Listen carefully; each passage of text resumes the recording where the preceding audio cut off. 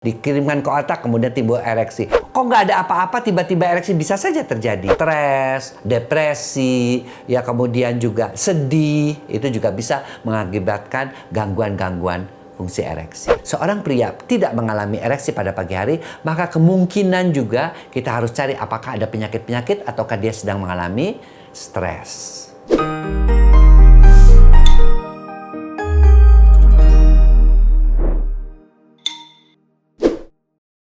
Halo Boyke Mania, selamat datang di Kacamata Dr. Boyke. Jangan lupa like, subscribe, dan komen ya. Tapi kali ini kita akan membahas mengenai masalah ereksi ya. Ereksi itu adalah kekerasan daripada Mr. P ya, dan kekerasan itu disebabkan oleh karena aliran darah yang mengisi rongga-rongga di Mr. P atau yang disebut dengan corpus cavernosa ya. Akibatnya karena darahnya terkumpul di situ, maka Mr. P mengalami yang disebut dengan ereksi. Nah, untuk terjadi ereksi ini memang bekerja sama bermacam-macam fungsi persarafan, terutama yang dari tulang belakang ya. Kemudian juga fungsi tadi pembuluh darah yang harus sehat juga. Kemudian fungsi dari mata kalau dia terangsang kan dia melihat atau melihat sesuatu yang bisa merangsang, maka dia akan mengirimkan sinyal-sinyalnya juga ke otak. Jadi ada fungsi otak juga ya.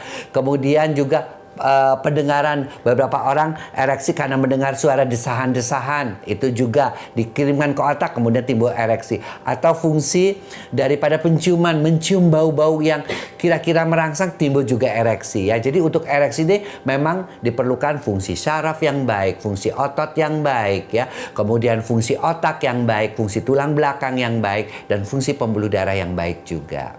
Selanjutnya, ereksi itu ya bisa terjadi secara spontan ya. Kok nggak ada apa-apa, tiba-tiba ereksi? Bisa saja terjadi ya. Misalnya saat bangun tidur, saat orang mau kencing, itu kan saraf-sarafnya terangsang tuh ya. Jadi dia akan juga mengalami ereksi. Atau ereksi karena mimpi erotis, itu juga terjadi ereksi. Kok saat tidur Mr. P-nya bangun? Ya karena dia mungkin mimpi erotis, kemudian dia juga merasa nyaman, tiba-tiba ereksi. Tapi juga bisa juga karena ereksi-ereksi yang lain yang disebut dengan ya secara psikologis ya, misalnya dia itu merasa ketakutan, tapi yang terjadi justru adalah ereksi. Nah, itulah beberapa macam ereksi yang ada. Selanjutnya, faktor-faktor yang mempengaruhi ereksi tadi sudah dijelaskan ya. Dari mulai faktor pembuluh darah, faktor persyarafan, faktor fungsi otak, faktor panca indera, penciuman, kemudian pendengaran, kemudian mata, itu juga sangat mempengaruhi kepada ereksi. Karena tanpa itu semua ya, maka ereksi bisa ya menjadi ereksi yang tidak sempurna. Nah, ereksi yang paling sering ereksi tidak sempurna itu bisa disebabkan oleh karena apa ya? Yang pertama pastinya karena gangguan yang namanya gangguan fisik atau yang namanya disfungsi ereksi yang sifatnya fisik ya. Biasanya karena pembuluh darah, paling banyak tuh darah karena diabetes mengakibatkan darahnya kental, karena misalnya fisik karena gangguan tulang belakangnya ya, misalnya jatuh karena gangguan persarafan, infeksi ya, atau pada beberapa penyakit saraf, itu juga bisa terjadi gangguan fungsi ereksi. Kemudian ereksi yang kedua adalah ereksi yang sebabnya psikis ya, disfungsi ereksi sebabnya psikis, yaitu disebut dengan disfungsi ereksi psikogenik ya. Itu biasanya karena psikis, stres, depresi ya, kemudian juga sedih, itu juga bisa mengakibatkan gangguan-gangguan fungsi ereksi. Harus menjadi perhatian ya, kalau seseorang laki-laki itu tidak mengalami ereksi yang normal atau mengalami disfungsi ereksi, segera datang ke dokter ya, tentunya untuk diobati ya. Konsultasi di situ kita akan cari penyebabnya. Ini penyebabnya di mana nih? Pembuluh darah, apakah penyebab psikis, apa memang ada gangguan saraf, apakah juga misalnya dia juga minum obat-obatan yang mempengaruhi daripada persarafannya, atau mengakibatkan gangguan-gangguan juga gara-gara minum obat itu mengakibatkan fungsi-fungsi hormonnya terganggu. Nah, itu kita harus cari dan itu biasanya berkonsultasi dengan dokter. Lalu kira-kira apa saja sih mitos-mitos seputar ereksi tersebut? Misalnya begini, mitos atau fakta? Pria yang sehat itu pasti ereksi tiap pagi atau yang disebut dengan morning erection. Ya, itu fakta. Ya, jadi saya juga biasanya akan menanyakan kepada pasien-pasien yang tidak ereksi, apakah Anda mengalami ereksi nggak pada pagi hari? Kalau seorang pria tidak mengalami ereksi pada pagi hari, maka kemungkinan juga kita harus cari apakah ada penyakit-penyakit ataukah dia sedang mengalami stres.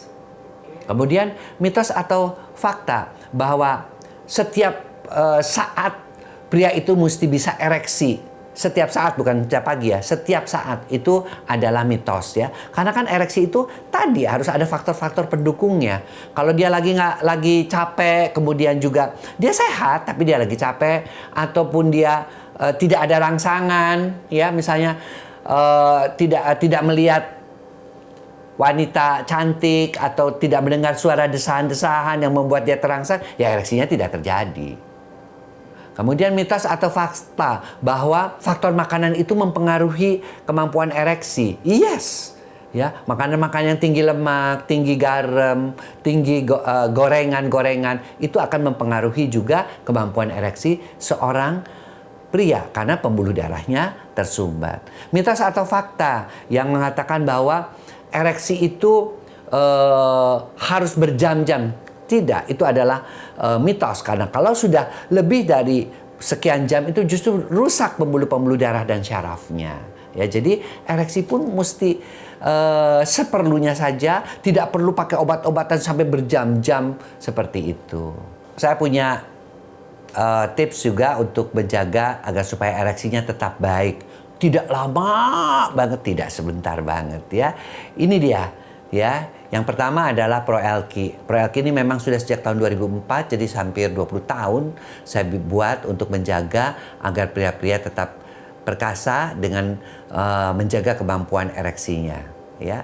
Kemudian yang kedua adalah Pro-Elki Glek. Nah, ini biasanya saya anjurkan untuk diminum juga, hanya digelek saja. Terutama kalau mereka pengen mendapatkan ereksi yang instan, sedang capek ya, biasanya 3 jam sebelum melakukan hubungan suami istri. Dan satu lagi juga ada yang namanya Protama. Protama ini adalah gel yang bisa membantu melebarkan pembuluh-pembuluh darah sehingga bisa membantu ereksi juga. Nah, selain tadi bantuan mengenai obat-obatan herbal ya, yang digelek, yang berupa kapsul maupun yang berupa oles ya. Yang berupa oles kita juga tentu menganjurkan untuk bisa ereksi tetap sehat atau ereksi tetap baik sepanjang usia. Pertama, jalankan pola hidup sehat ya. Pola makan ya, terutama pantang tadi yang saya katakan, gorengan, garam, kemudian gula itu sesedikit mungkin. Kemudian 2 adalah tetap berolahraga minimal 30 menit per hari. Yang ketiga, tidur yang cukup 7-8 jam per hari. Keempat, manajemen stres karena tadi sudah dikatakan depresi, sedih ya. Kemudian stres yang berkepanjangan bisa mengakibatkan juga fungsi ereksi. Dan yang terpenting juga adalah hindarkan kebiasaan buruk. Apa saja? Perokok, kemudian minum minuman keras ya. Kemudian juga yang ketiga adalah tentunya bergadang. Itu semua bisa menghancurkan kemampuan ereksi kamu. Nah, itulah tips saya untuk YouTube Kacamata Dokter Boyke kali ini. Tunggu ya YouTube saya selanjutnya. Dan tetap jangan lupa untuk like, subscribe, dan komen di YouTube ini biar saya tetap juga termotivasi untuk memberikan tips-tips yang lain. Kasih saja, saya pengen dibahas ini, saya pengen dibahas ini. Nanti kita akan bahas.